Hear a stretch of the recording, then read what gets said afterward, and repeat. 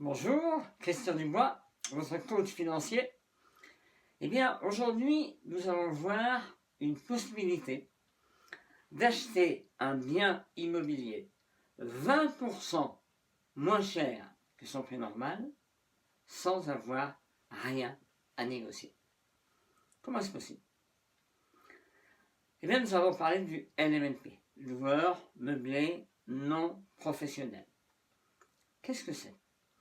Et ce sont des investissements dans des résidences étudiantes, des résidences de tourisme, des résidences affaires ou des résidences seniors. C'est ce qu'on appelle les résidences de service. Et donc, quand on achète un bien dans une résidence de service, un bien neuf et bien sûr meublé, eh bien, nous allons pouvoir récupérer la TVA. Et la TVA, comme vous le savez, elle est de 20%. Donc c'est comme si vous aviez une remise immédiate de 20% sur le prix d'achat du bien. Bien sûr, il faut qu'il y ait des conditions, il faut qu'il y ait des services de cette résidence de service, au moins 3 services sur 4 exigés, le petit déjeuner, l'entretien du logement, il doit y avoir une kitchenette, par exemple, et donc ces 3 services-là vont suffire à permettre, encore une fois, si c'est géré par un tiers, si c'est vous qui faites la gestion, ça ne fonctionne pas, il faut que ce soit géré par un tiers, ce qu'on appelle un exploitant, et là, vous allez pouvoir bénéficier de la TVA. Je résume.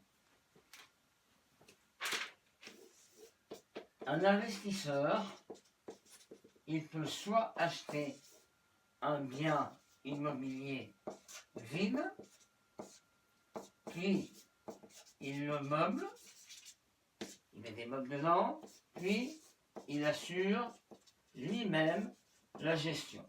C'est ce que font en général la majorité des gens. Là, il n'y a pas de récupération de TVA.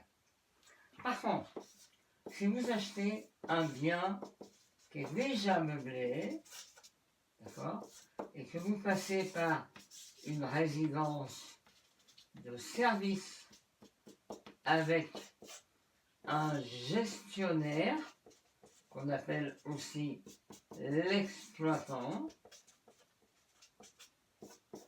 et bien là, vous avez une récupération de TVA. Vous voyez, c'est très intéressant parce que ça vous permet d'avoir une remise immédiate de 20% sur le prix d'achat. Et de plus, grâce à ce montage-là, vous allez bénéficier de ce qu'on appelle un amortissement, ce qui va vous permettre de ne pas payer d'impôts sur les loyers encaissés. J'entrerai dans le détail dans une autre vidéo. Bref, en résumé, un LMNP a de nombreux avantages. Premier avantage, eh bien, vous avez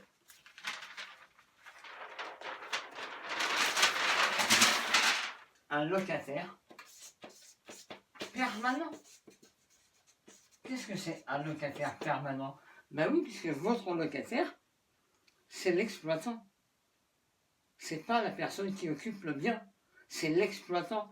Par exemple, dans une résidence étudiante, le gestionnaire, l'exploitant, c'est lui qui vous paye directement le loyer. Qu'il y ait un locataire ou qu'il n'y ait pas de locataire, c'est pas votre problème. Vous, le bail que vous avez signé, c'est avec l'exploitant. Donc il s'engage à vous verser un loyer pendant 9 ans, puisque un bail commercial, c'est un bail de 9 ans. Donc premier avantage, locataire permanent. Deuxième avantage, les loyers sont donc garantis. Ils sont garantis par l'exploitant.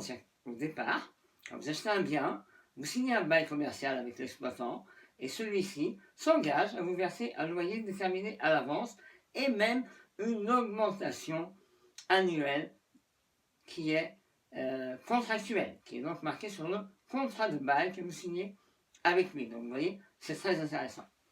Ensuite, vous avez bien sûr des charges de copropriété plus faibles, puisque l'exploitant les prend en majorité à sa charge, Et encore une fois, il a intérêt à ce que la résidence soit bien entretenue, puisque pour lui, c'est son outil de travail. Hein. Donc, c'est très très bien entretenu. Il ne va pas hésiter à faire l'entretien courant. Un autre avantage, eh bien, c'est pas d'implication dans la location. Ah oui, vous n'êtes pas impliqué du tout, puisque le bail, il est déjà signé avec l'exploitant. Donc, vous n'êtes pas impliqué dans la location pour rechercher des locataires, changer de locataire quand la fin de l'année universitaire s'arrête, il faut trouver un autre étudiant, il y a toujours un vide, août, septembre, octobre. Non, là, il n'y a pas de risque. Le bail, encore une fois, vous l'avez signé avec l'exploitant qui s'engage à vous verser les loyers. Et donc, l'entretien, comme je vous l'ai dit, et la remise en état, hein, on sait parfois dans quel état le locataire laisse l'appartement, et bien l'entretien et la remise en état sont à la charge de l'exploitant.